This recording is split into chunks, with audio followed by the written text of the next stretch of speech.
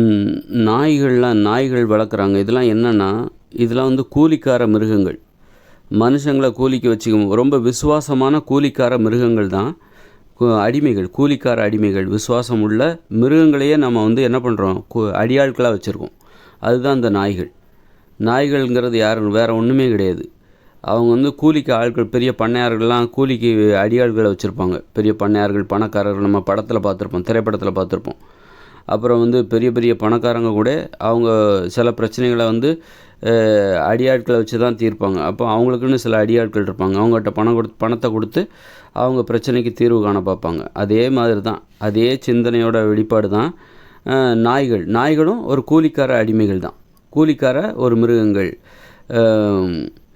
விசுவாசமுள்ள ஒரு கூலிக்கார அடிமைகள்.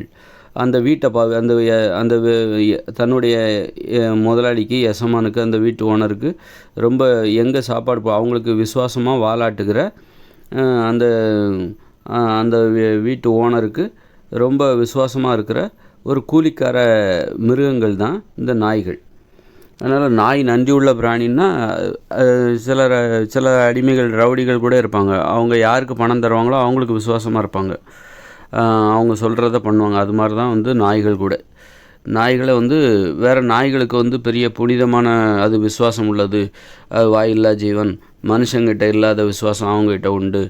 என்ன நோக்கத்துக்காக நாய்களை வச்சுருந்தாங்க அப்படின்னா, நம்ம கடந்த காலங்களில் நமக்கு வந்து இந்த சிங்கம், புலி, சிறுத்தைகள், வேட்டையாடுகிற மிருகங்கள்லேருந்து நமக்கு ஒரு பாதுகாப்பு தேவை. நம்ம தூங்கினாலும், நம்ம காடுகளில் வாழ்ந்துருக்கும் போது நம்ம குடிசையில் தூங்கினா கூட 4-5 நாய்களை வளர்த்தா நம்ம நிம்மதியாக தூங்கலாம். அது ஏதாவது சிறுத்தை, புலி, சிங்கம் வந்து அந்த நம்ம குடிசைக்கு வருதுன்னு வச்சுக்கோங்க. காடுகளில் வாழ்ந்த காலங்களில், கற்காலங்களில் குடிசைகள் பக்கத்தில் வந்து ஏதாவது சிங்கம், புலி, சிறுத்தை, வேட்டையாடுகிற மிருகங்கள் வந்துச்சுன்னா, இந்த நாய்கள் ஒன்றா சேர்ந்து அதை குலைச்சி நம்மளை வந்து எச்சரிக்கை ஏற்படுத்தி நம்மளை எழுப்பி அந்த ஒரு கூட்டமாக நாய்கள் எல்லாமே சிறுத்தைகளை கூட விரட்டும், சிங்கங்களை கூட விரட்டும். சொல்ல முடியாது.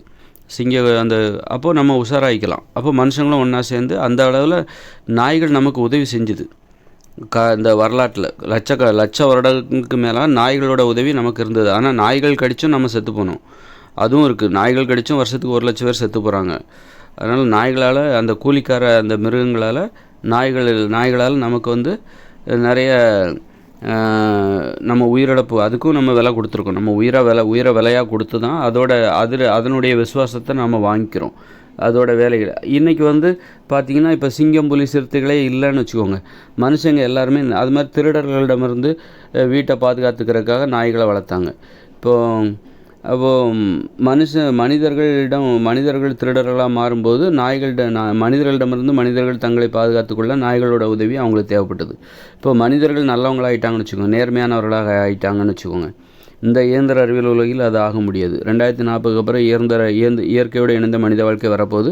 அங்கே எல்லாருமே குடிசையில் தான் வாழ போகிறாங்க. அங்கே பணம் என்னும் நடைமுறை கிடையாது, இயந்திரங்கள் கிடையாது, மின்சாரம் கிடையாது, தொழிற்சாலைகள் கிடையாது. எல்லாருமே எளிமையாக வாழ போகிறாங்க, குடிசையில் தான் வாழ போகிறாங்க, விவசாயம் தான் பார்க்க போகிறாங்க.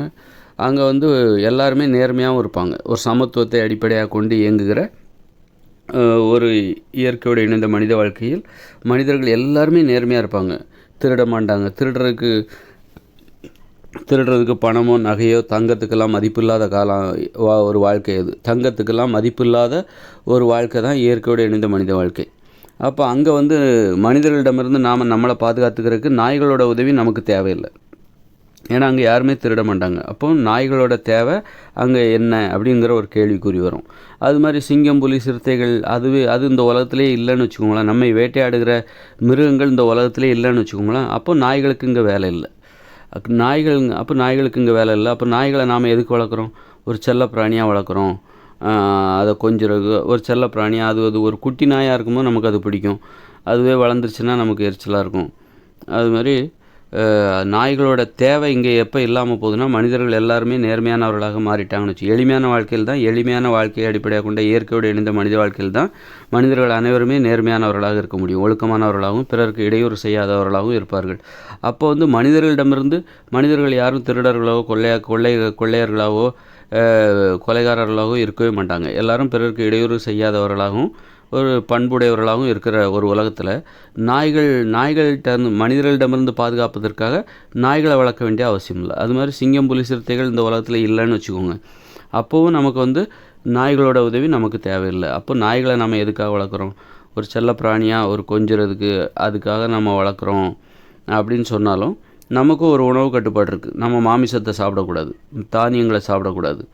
அப்படி இருக்கும்போது தானியங்களை சாப்பிடக்கூடாது, மாமிசத்தை சாப்பிடக்கூடாது, மீன், தயிர், மோர், பால், வெண்ணெய் இதெல்லாம் சாப்பிடக்கூடாது அப்படின்னா நீங்கள் நாய்களுக்கு எதை நீங்கள் உணவாக கொடுப்பீங்க? நாய்களிடமிருந்து உங்களை இப்போ நாய்களை நீங்கள் வளர்க்குறீங்க செல்லப்பிராணியானா, அப்போ நாய்களுக்கு எதை நீங்கள் உணவாக கொடுப்பீங்க?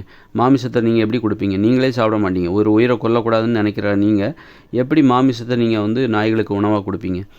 இப்போ நீங்கள் சாப்பிட்ற காய்கறி பழங்களை இந்த நாய்கள் சாப்பிட்டுச்சுன்னா சரி, அப்போ அந்த நாய்களுக்கு வந்து காய்கறி பழங்கள் நீங்கள் கொடுக்கலாம், அது சாப்பிட்டுச்சுன்னா. இப்போது சில நாய்கள் வந்து மனிதர்கள் போல் அது சாப்பிட முயற்சி பண்ணுது, காய்கறி பழங்களெல்லாம் சாப்பிட முயற்சி பண்ணுது. அது வந்து அது ரொம்ப கஷ்டப்பட்டு நாம் சாப்பிட்ற மாதிரி அது சாப்பிட்டு பார்க்குது, அவ்வளோதான். ஆனாலும் அது ஒரு மிருகம்தான். ஒரு மாமிசத்தை பார்த்தா அதுக்கு அதுக்குள்ளே இருக்கிற மிருக குணம் அது வெளிப்படத்தான் செய்யும். தெரியாமல் கூட ஒரு நாய், இப்போ இயற்கையோடு இணைந்த மனித வாழ்க்கையில் மருத்துவ வசதி எதுவுமே கிடையாது. அப்படி மருத்துவ வசதி எதுவும் கிடையாது, மருந்துகள் கிடையாது. ஒரு நாய் வந்து தெரியாமல் கூட கடிச்சிச்சுன்னா, அதோட பல்லு பட்டுச்சுன்னா அதனால் ரேபிஸ் நோய் வந்து நம்ம செத்து போகிறதுக்கு வாய்ப்பு இருக்குது. இன்றைக்கி வந்து இப்போ பெரும்பாலான வீடுகளில் நம்ம சமூக வலைதள ஊடகங்களில் பார்க்குறோம், இந்த நாய்களை செல்லப்பிராணியாக அவங்க வளர்க்குறாங்க. அது பார்க்குறதுக்கு நமக்கு ஆசையாக இருக்குது. அப்போ அது மாதிரி நம்மளும் வளர்க்கலாமே. அப்போ அவங்க எப்படி வளர்க்குறாங்க? இன்றைக்கி வந்து நாய்களை எப்படி வளர்க்குறாங்கன்னா அதுக்கு தடுப்பூசி போட்டு வளர்க்குறாங்க.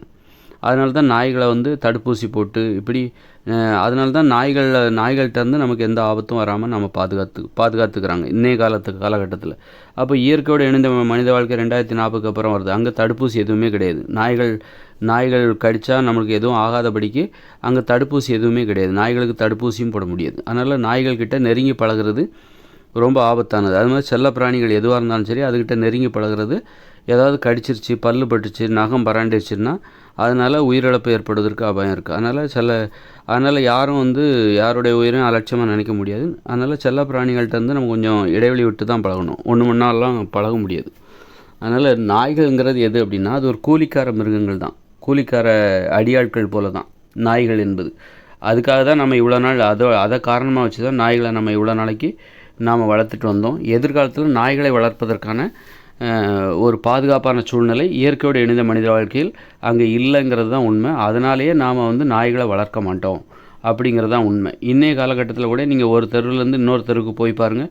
இங்கே பார்த்தீங்கன்னா தமிழ்நாடு, இந்தியா முழுவதும் எங்கே பார்த்தாலும் நாய்களாக சுற்றிக்கிட்டு இருக்குது. ஒரு தெருவிலேருந்து இன்னொரு தெருவுக்கு போயிட்டு வரக்குள்ளே நமக்கே பயமாக இருக்குது. அங்கே உள்ள நாய்கள் கடிச்சிரும், நாய்கள் திடீர்னால கொலைக்க வரும், கடிக்க வரும். அதுலேயே நிறைய டூ வீலரில் விபத்து ஏற்படுது, நாய்கள் குறுக்க பாஞ்சிரும். டூ வீலரில் போகும்போது அதில் விழுந்து இறந்து போனவங்க நிறைய பேர் இருக்காங்க, அது கடிக்க வரும். இன்னொரு தெருவுக்கு போகும்போது அந்நியர்களை பார்த்தா அது கடிக்க வரும். இப்படி ஒரு மனித வாழ்க்கையில் ஒரு ரொம்ப அச்சுறுத்தலாக இந்த நாய்கள் இருந்து கொண்டு வருகிறது. இதெல்லாம் பார்க்கும்போது எதிர்காலத்தில் நாய்களுக்கு மனித வாழ்க்கையில் இடம் கிடையாது என்பது தான் உண்மை. இயற்கையோடு இணைந்த மனித வாழ்க்கையில் நாய்களுக்கு பல்வேறு கோணங்களில் நாய்களை வந்து மனுஷங்க வளர்க்க மாட்டாங்க அப்படிங்கிறது தான் உண்மை. அந்த உண்மையை உங்களுக்கு புரிஞ்சுக்கிறதுக்கு கொஞ்சம் கஷ்டமாக தான் இருக்கும். அது எப்படி நாய்கள் இல்லாத மனித வாழ்க்கை, அது எப்படி சாத்தியம் அப்படின்னு நீங்கள் நினைப்பீங்க. கண்டிப்பாக அது வந்து ஏன்னா எதிர்காலத்தில் வந்து இயற்கையோடு இணைந்த மனித வாழ்க்கையில் நமக்கு உணவு தேவைங்கிறது, தினசரி உணவு தேவை இருக்குல்ல, அதை பூர்த்தி பண்ணுறதுக்கு மனுஷங்களே போராடுவாங்க. அப்படி இருக்கும்போது வீட்டுக்கு ஒரு நாய் வளர்த்தா அது ஒரு மனுஷங்களை வளர்த்தும். அதுக்கு தேவையான உணவெல்லாம் போட்டு அதுலேருந்து பாதுகாக்கவும் செய்யணும். நம்மளையும் நாம் பாதுகாத்துக்கணும். நம்ம சரியாக உணவு போடலன்னா அது அசிங்கத்தெல்லாம் சாப்பிட ஆரம்பிச்சிடும், மனித மலங்களை சாப்பிட ஆரம்பிச்சிடும். அப்போ அப்படியா இருக்கும்போது அதோட பல்லுலலாம் பயங்கர விஷம், அது தெரியாதனமாக நம்மளை கடிச்சிச்சுன்னு வைங்க அப்போ அதனால் நோய் ஏற்படும், சாவு தான் ஏற்படும். அதனால் நாய்கள் என்பது நமக்கு ரொம்ப ஆபத்தானது தான். அதனால் வந்து நாய்கள் என்னன்னா ஒரு கூலிக்கார அடிமைகள் தான், இது நாள் வரைக்கும் இருந்துட்டு வந்திருக்கு. அதுக்கு நாய்கள் நமக்கு நிறைய உதவி செஞ்சுருக்கு. நாமளும் நாய்களுக்கு அடைக்கலம் கொடுத்து நாமளும் உதவி செஞ்சுருக்கோம். உதவிக்கு உதவி சரியாக போச்சு. இனிமேல் நாய்களோட உதவி நமக்கு தேவையில்லை. எதிர்காலங்களில் இயற்கையோடு இணைந்த மனித வாழ்க்கையில் நாய்களோட உதவி நமக்கு தேவையில்லை.